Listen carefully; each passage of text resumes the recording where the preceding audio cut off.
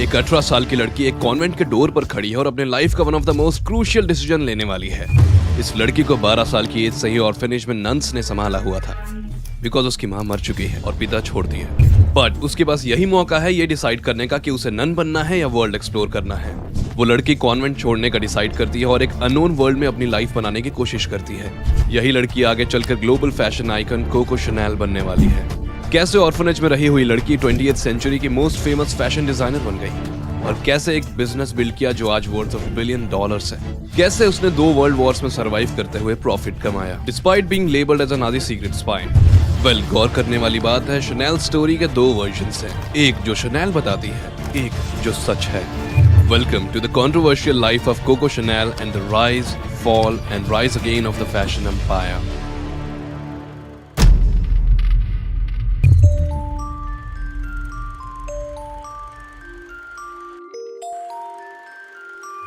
अगस्त 1883 Gabrielle Chanel France के small town में एक पुअर फैमिली में पैदा हुई। उनके father town to town travel करके कपड़े बेचते थे, while उनकी माँ क्लॉथ्स लॉन्ड्रिंग करती थी। However, जब शनेल 12 साल की हुई तब उनकी मदर की डेथ हो गई और जल्द ही फादर भी उन्हें ऑर्फनेज में नन्स के पास छोड़कर चले गए। वो नन्स जेलर से भी ज्यादा स्ट्रिक्ट थी और शनेल कभी अपने फादर से नहीं मिल पाई। शनेल वहाँ काफी अपसेट थी। वो जल्दी से बड़ी होकर ऑर्फनेज से भागना चाहती थी, इसलिए सबसे एंजॉयबल पार्ट था learning the art of stitching and sewing. उन्होंने एम्बेलिश्ड हैट्स और ड्रेसेस बनाना शुरू किया। 18 साल की एज में शनेल ने ऑर्फनेज छोड़ दिया और Notre Dame finishing school for girls में एनरोल कर लिया, जहां वो अपनी स्किल्स को और बढ़ा सके। वो एक ब्रांड न्यू लाइफ क्रिएट करना चाहती थी और बाकी हाई सोसाइटी की लेडीज की तरह लग्जरी लाइफ जीना चाहती थी। शनेल के लिए एक बात क्लियर थी, उसे अपनी ड्रीम लाइफ जीने के लिए एक चीज की जरूरत थी, वो थी बहुत सारा पैसा। पर कैसे?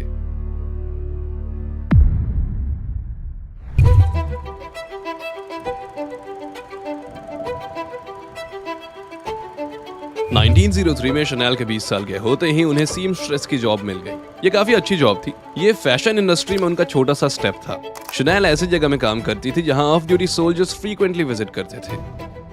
शनेल पर उनका ध्यान पड़ने में वक्त नहीं लगा। उनके बेहतरीन कारीगरी के अलावा वो बेहद खूबसूरत भी थी। एक दिन एक सोल्जर ने उन्हें म्यूजिकल परफॉर्मेंस इवनिंग के लिए इनवाइट किया। पहले तो शनेल को ऑकवर्ड लगा, बिकॉज लाइफ में फर्स्ट टाइम वो एक इवेंट अटेंड करने वाली थी जहां वो सारे एलीट्स के साथ होती। बट उस रात शनेल ने देखा कि एमेच्योर्स को भी स्टेज पर परफॉर्म करने का मौका दिया जा रहा है, और क्योंकि वो खुद भी गाती थी तो उन्हें क्राउड को इम्प्रेस करने के लिए एक अपॉर्चुनिटी दिखी।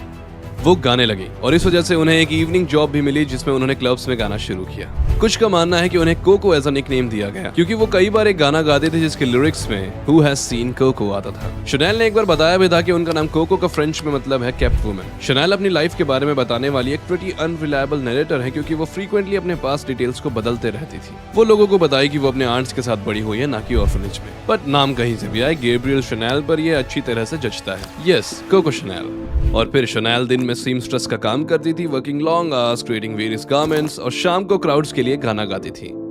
इसी दौरान किसी शो में शनेल फर्स्ट टाइम एक rich playboy and polo player Etienne Balsan से मिली। जल्द ही उन दोनों का अफेयर चलने लगा और शनेल उसकी मिस्ट्रेस बन गई। सम बिलीव शनेल को बल्सन में एक रास्ता दिखा जिससे वो हाई सोसाइटी के लोगों के इनर सर्कल में आ पाती, क्योंकि वो बल्सन की वजह से ही जल्द ही अपर क्लास और वेल्दी एरिस्टोक्रेट्स के साथ बातचीत करने लगी। शनेल बल्सन के शिटाओं में रहने लगी जहां वो रेगुलरली शनेल पर फाइनेस्ट प्रेजेंट्स की बारिश करता था। बीट द ड्रेस और ज्वेलरी वो शनेल को बेस्ट चीजें देता था। हाउएवर, कुछ वक्त बाद शनेल ने बल्सन के लाए हुए कपड़े पहनना बंद कर दिए। बल्सन को लगा कि वो उससे अपसेट थी, बट सच तो यह था कि शनेल को इस बात से चिढ़ हो रही थी कि वुमेन के सारे फैशन को मेन डिजाइन करते थे। वो डिजाइन सिर्फ डेकोरेटिव होते थे, ना कि कंफर्टेबल। वुमेन गाउन पहनने के लिए मजबूर थी जो वेस्ट पर इतनी टाइट थी कि उन्हें सफोकेशन होता था। शनेल को एक अपॉर्चुनिटी दिखी और उन्होंने कुछ ऐसा बिजार किया जिससे इनिशियली पूरे फैशन कम्युनिटी में सनसनी फैल गई। जब वो बल्सन के साथ एक इवेंट में थी, उस इवेंट में शनेल ने उनकी बॉडी के हिसाब से फिट मैंस ड्रेस को टेलर करके पहना। वो एक बोटर हैट भी पहने जिसे उन्होंने खुद डिजाइन किया था। बेसिकली वो हेड से टो तक मेंस ड्रेस में थी, ना कि दूसरी औरतों की तरह कॉर्सेट्स में। ये काफी एसेंट्रिक लुक था और सब इसके बारे में बात कर रहे थे और इससे शनेल को काफी अटेंशन मिली। इसके बाद शनेल ने अपने डिजाइन्स बनाना शुरू किए, ऐसे डिजाइन्स जिसमें वुमेन को टाइट ड्रेसेस या लॉन्ग स्कर्ट्स पूरे टाइम पहनने की जरूरत ना पड़े, लग्जरी भी कंफर्टेबल हो, और ऐसे ही वो सबकी अटेंशन ग्रैब करती थी। फॉर एग्जाम्पल, वेनिस में उन्होंने पैंट पहना था गोंडोला में ट्रैवल करते वक्त। उनके इन सारे इनोवेटिव डिजाइन से फैसिनेटेड होकर बल्सन ने शनेल को एक छोटा सा रूम दे दिया जहां वो अपने डिजाइन्स बना सके। However, बल्सन ने इसे सिर्फ एक हॉबी की तरह देखा, बट शनेल इससे बहुत बड़ा प्लान कर रही थी। वो इसे बिजनेस बनाना चाहती थी। यहाँ एक प्रॉब्लम थी। शनेल को ऐसा करने के लिए इन्वेस्टमेंट की जरूरत थी और कई ऐसे वेल्दी एरिस्टोक्रेट्स को जानती थी जो उन पर एक्सपेंसिव गिफ्ट्स की बारिश कर सकते थे, बट बिजनेस इन्वेस्टिंग की बात आते ही कोई भी रिस्क लेने को तैयार नहीं था। शनेल काफी रेस्टलेस होने लगी। जब वो 26 साल की हुई तब बेल्सन की एक पार्टी में वो उसके एक फ्रेंड आर्थर केपल से मिली, जो एक्सट्रीमली रिच इंग्लिशमैन था। इस रिलेशनशिप ने शनेल की लाइफ की डायरेक्शन कंप्लीटली बदल दी, क्योंकि वो दोनों ना सिर्फ एक दूसरे को पसंद करने लगे बट ऑल्सो बिजनेस पार्टनर बन गए।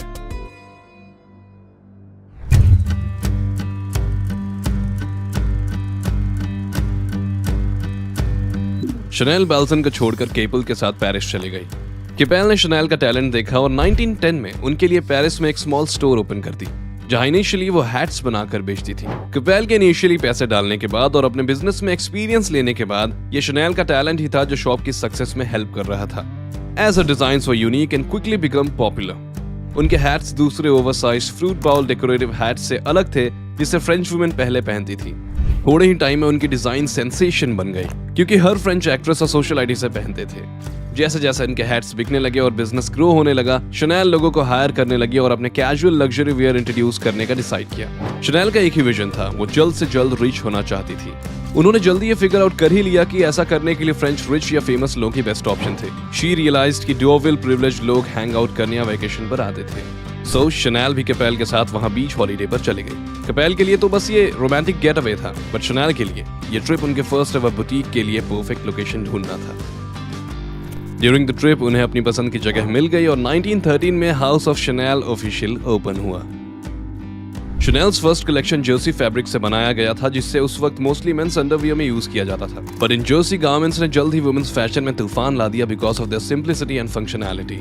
ये पहली बार था जब French women comfortable as well as stylish dress पहन सकती थी। शनेल ने कहा था कि वो वुमेन को खुश रहने और खाने की हर पॉसिबिलिटी देना चाहती है विदाउट मेकिंग देम फेंट। फाइनली शनेल की सक्सेस आसमान छू रही थी, बट अनफॉर्चुनेटली ये चमक ज्यादा देर नहीं रही। The world was going through the crisis, Europe में टेंशन बढ़ने लगा और इससे पहले कि कोई प्रेडिक्ट कर पाते 1914 में वॉर स्टार्ट हो गई।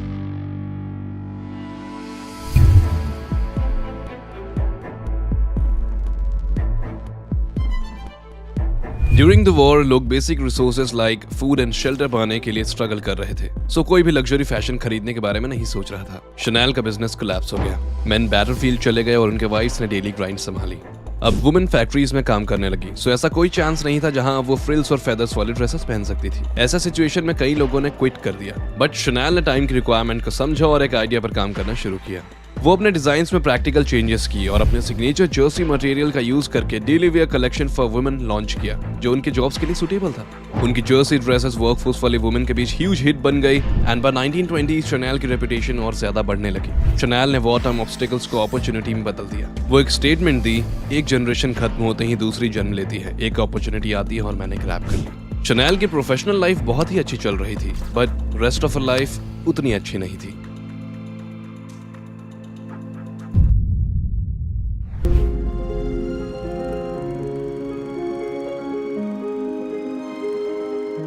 शनेल बिजनेस वर्ल्ड में राज कर रही थी, बट केपल के साथ उनका रिलेशन अच्छा नहीं था। वो केपल से बहुत प्यार करती थी, बट एक दिन केपल ने बताया कि वो एक इंग्लिश एरिस्टोक्रेट की बेटी से शादी करने वाले हैं। ये साल था 1918, वही साल जब वर्ल्ड वॉर 1 एंड हुई थी। बट शनेल के लिए ये काफी हार्ट ब्रेकिंग था। सच तो ये था कि केपल भी शनेल को पसंद करते थे, बट उनका बैकग्राउंड उन्हें अलाउ नहीं कर रहा था उनसे लोअर क्लास के इंसान से शादी करने के लिए। शनेल को अभी बहुत लोग लोअर क्लास मानते थे। आयरॉनिकली ये वही एरिस्टोक्रेट्स थे जिन्होंने शनेल को नकारा था और फिर उन्हीं के क्लॉथिंग के लिए लाइन में वेट करने लगे। हाउएवर केपल ने दूसरी लड़की से शादी तो कर ली, बट फिर भी शनेल से उनके बिजनेस और रोमांटिक रिलेशनशिप शुरू थे। वो केपल की मिस्ट्रेस बन गई, बट उन्होंने इस बात को माना कि केपल शादी के बाद भी उनके लाइफ में प्रेजेंट थे, क्योंकि वो दोनों ही सीक्रेटली मिलते थे। हाउएवर ऑन December 22, 1919 को ये सब कुछ बदल गया। शनेल की पूरी लाइफ अपसाइड डाउन हो गई जब उन्होंने केपल के कार एक्सीडेंट के बारे में सुना। बताया जाता है कि वो शनेल से ही मिलने आ रहे थे। केपल की डेथ से शनेल ने अपनी लाइफ का वो इकलौता इंसान खो दिया था। उनका प्यार उनसे दूर चला गया था और वो लास्ट टाइम था जब किसी ने कोको शनेल को रोते हुए देखा था।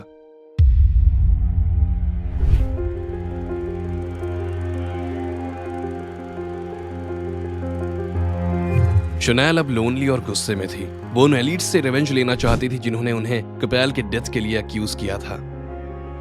2 साल के अंदर ही शनैल ने नया प्रोडक्ट लॉन्च किया, परफ्यूम कॉल्ड शनैल नंबर 5। ये 1921 में रिलीज किया गया। उस वक्त तक वुमेन सिर्फ ऑयल्स का ही यूज करती थी जिसमें सिर्फ एक ही सेंट होते थे, जैसे वनीला। बट शनैल नंबर 5 में डिफरेंट सेंट्स थे जो काफी यूनिक था और जल्द ही ये क्लास का सिंबल बन गया। शनैल नंबर 5 वर्ल्ड का बेस्ट सेलिंग परफ्यूम बन गया और हाँ, यह आज तक बना हुआ है।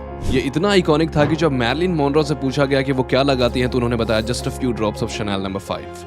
यहाँ सिर्फ एक प्रॉब्लम थी, उनका कैपेल की मौत के बाद शनैल को न्यू बिजनेस पार्टनर की जरूरत थी, क्योंकि उस वक्त वुमेन एक्चुअली अपने बैंक अकाउंट नहीं बना सकती थी और जब बात बिजनेस डील्स और कॉन्ट्रैक्ट्स की आती थी तो शनैल को कुछ नहीं पता था क्योंकि सारे काम कैपेल करते थे। सो 1924 में उन्हें new business partner and investor मिल गए। ये काफी वेल्दी और लग्जरी फैशन ब्रांड्स में एक्सपीरियंस से, इनका नाम था पियर वर्थमर। इस पार्टनरशिप ने उन्हें बिजनेस में बने रहने दिया। शनैल जिस कॉन्ट्रैक्ट को साइन की उसमें सिर्फ शनैल नंबर 5 के 10% सेल्स प्रॉफिट ही मिल रहे थे। ये डील अनफेयर तो थी पर उन्होंने साइन किया और जिंदगी भर के लिए रिग्रेट करती रही। Around the same time Chanel का ब्रांड लोगो भी अनवील किया गया, इंटरलॉक सीज, जिसे हम आज जानते हैं। उन्होंने कई ट्रेंड्स भी इंट्रोड्यूस किए जिसने फैशन पर मैसिव इम्पैक्ट किया, like two tone shoe, little black dress, sportswear and swimsuit for women. Chanel ने मस्कुलिन क्लॉथिंग को पहनना कंटिन्यू किया, साथ ही शॉर्टर ड्रेसेस भी पहनने लगी जिससे उनके comfortable and luxury for women के आइडिया को अटेंशन मिल सके। फैशन इंडस्ट्री में डोमिनेट करने के साथ ही शनैल ड्यूक ऑफ वेस्टमिंस्टर को भी डेट कर रही थी। एज अ रिजल्ट शनैल को कई रॉयल फंक्शंस में इनवाइट किया जाने लगा और उनकी विंस्टन चर्चिल के साथ भी फ्रेंडशिप होने लगी। शनैल ने रिपीटेडली अपने लाइफ में इन्फ्लुएंशियल मेन पर अपना जादू चलाया है जिससे वो उनके सोशल सर्कल में आ सके और अपने बिजनेस के एम्बिशंस को ग्रो कर सके। 1930s तक शनैल ने ज्वेलरी और फेमस हैंडबैग्स भी लॉन्च किए। मूवी स्टार्स भी उनके आइटम्स को यूज करने लगे। हाउएवर 30s में नाजी जर्मनी का भी राइज हुआ और जब तक शनैल और ड्यूक में ब्रेकअप हुआ यूरोप दोबारा वॉर के लिए तैयार खड़ा था। –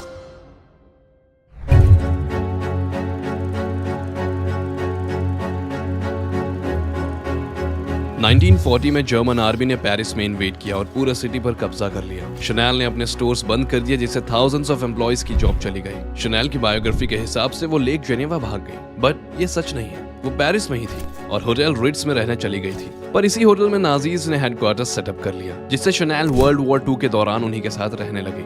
इनफैक्ट वो हैंस गंटर वॉन डिंकलेज नाम के एक सीनियर जर्मन ऑफिसर के साथ रिलेशनशिप में भी थी। वो क्वाइट लिटरली एनिमी के साथ रह रही थी। जबकि नाजीज ने फ्रांस में कई सारे घर और बिजनेस बर्बाद कर दिए, बट शनैल सही सलामत थी। इनफैक्ट उनका परफ्यूम बुटीक ओपन था। नाउ कुछ कहते हैं कि शनैल ने जर्मन्स के साथ दोस्ती कर ली ताकि वो खुद को और अपने बिजनेस को सेफ रख सके, बट ऐसा नहीं था। बट कुछ लोग का मानना है कि शनैल एक नाजी सिंपैथाइजर थी, क्योंकि कुछ एविडेंस ऐसे भी हैं जो उन्हें एंटी सेमेटिक प्रूफ करते हैं या फिर एटलीस्ट ये बताते हैं कि उन्होंने जर्मन साइड को ज्वाइन कर लिया था क्योंकि उन्हें लगा जर्मन्स जीत जाएंगे। उनके ट्रू मोटिवेशंस तो नहीं पता, बट ऐसा जरूर लगता है कि शनैल वॉर के वक्त नाजीज के लिए सीक्रेट एजेंट बन गई थी, क्योंकि उन्हें लगता था कि शनैल एक जरिया है एलिट्स के साथ कनेक्शन यूज करने का, जिसमें कुछ ब्रिटिश रॉयल फैमिली इंक्लूडेड थी। शनैल ने जर्मन्स के लिए मिशंस किए, सच एज मैड्रिड में अलाइड पर्सनल से कनेक्ट होना in the form of business plans. कुछ वक्त तक शनैल के नाजीज के साथ इन्वॉल्वमेंट बस रूमर्स थी, बट 2011 में sleeping with the enemy Coco Chanel secret war नाम की बुक रिलीज हुई, जिसमें फ्रेंच पुलिस के रिसोर्सेस और अदर कंट्रीज के डॉक्यूमेंट्स से क्रॉस रेफरेंस लेकर बनाई गई थी। इस बुक में क्लेम किया गया था कि शनैल ना सिर्फ नाजीज के लिए काम कर रही थी, बल्कि वो यूरोप में टूर कर एजेंट्स रिक्रूट कर रही थी। ये भी क्लेम किया जाता है कि उन्होंने अपने कनेक्शंस का यूज करके नाजीज के लिए सीक्रेट इन्फॉर्मेशन गेन की और अदर्स को कन्विंस भी किया जर्मन्स के लिए काम करने को। According to these declassified documents, 1944 में नाजीज ने शनैल को एलिस के साथ सरेंडर के लिए नेगोशिएट करने के लिए मिशन पर भेजा था, एज वो विंस्टन चर्चिल को जानती थी। चर्चिल ने डील रिजेक्ट कर दी क्योंकि उस वक्त तक क्लियर था कि जर्मनी वॉर हारने वाला है। हाउएवर कोको शनैल के लिए जर्मन्स की हेल्प करने का रीजन एक बार फिर से बिजनेस अपॉर्चुनिटी पाना हो सकता है। You see, during Germany's occupation of France, उन्होंने एंटी-सेमेटिक लॉज इंट्रोड्यूस किए थे, एज ज्यूइश पीपल को कंपनी ओन करने से बैन कर दिया था। और पियर वर्थहाइमर, वो आदमी जिसके साथ शनैल ने बिजनेस शुरू किया था, वो भी ज्यूइश थे। शनैल को उससे नफरत थी, सिंस उन्हें बिजनेस में सिर्फ 10% का ही प्रॉफिट हो रहा था, और ऐसा कहते हैं कि शनैल के पास उनके साथ कॉन्ट्रैक्ट खत्म करने का एक अच्छा मौका था। इसमें नाजीज उनका सक्सेसफुल परफ्यूम कंपनी के फुल ओनरशिप को रिक्लेम करने में हेल्प कर सकते थे। बट पियर काफी स्मार्ट था, उन्होंने टेम्पररीली शनैल के कंपनी के ओनरशिप स्टेक को अपने क्रिश्चियन फ्रेंड के पास ट्रांसफर कर दिया था और खुद कंट्री से भाग गया था। जब वो वॉर के बाद वापस आया तो उसके फ्रेंड ने सिंपली सारे शेयर्स वापस कर दिए, जिससे शनैल फिर से 10% प्रॉफिट्स पर ही अटक गई। जब वॉर खत्म हुआ तो शनैल ने हैंस वॉन डिंकलेज को डंप कर दिया, बट उनके अफेयर की खबरें आग की तरह फैल चुकी थी और शनैल पर जर्मन कोलैबोरेटर एंड स्पाई होने का लेबल लग गया। फ्रांस से निकलने से पहले ही शनैल को अरेस्ट कर लिया गया।